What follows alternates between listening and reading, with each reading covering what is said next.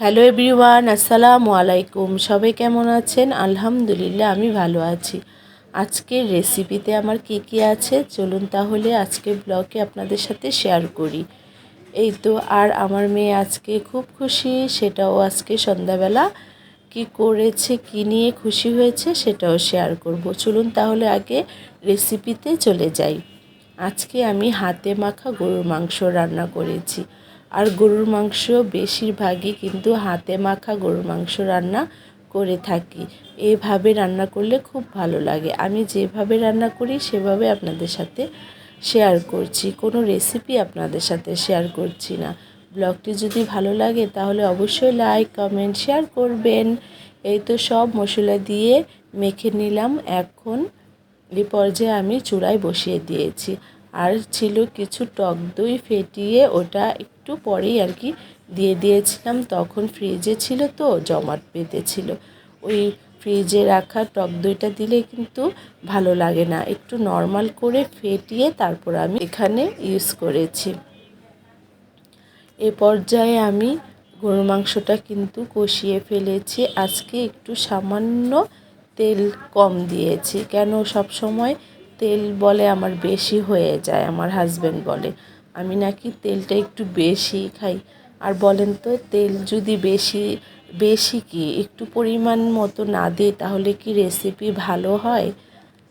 আর কি বলবো, তেল বলে সব কিছুতেই বেশি দিই, কিছু করার নেই। তাই আজকে তেল কম দিয়েছি। দেখেন, মাংস কিন্তু আমার দেখতে অতটা ভালো হয়নি, কিন্তু খেতে অনেক মজা হয়েছিল। কেন, সব মশলা তো ইউজ করেছি, আর সাথে করেছি কালারিং সবজি। আর এই সবজিটা আমার মেয়ে এত পছন্দ করে, তাই ওর জন্য মাঝে মাঝে রান্না করি। সাথে দিয়েছি এখানে আলু, গাজর, বরবটি, আর সাথে টমেটো কেটে দিয়েছি। আর আর মরিচ ফালি তো থাকবেই।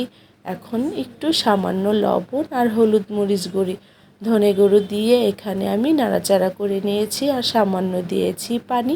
এই পানিতে আমার ভাজিটা সেদ্ধ হয়ে যাবে।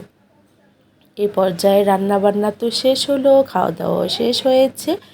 এখন মেয়ে আবার বায়না ধরেছে, তুমি কিছু ভিডিও করো। কি করার, আমি তো সব কিছুই ভিডিও করি, তাই তার ভিডিও আমার মাঝে মাঝে করতে হয়। ওর নাকি ভিডিও শ্যুট করতে খুব ভালো লাগে। আচ্ছা ঠিক আছে, তাই আবার একটু করে নিলাম।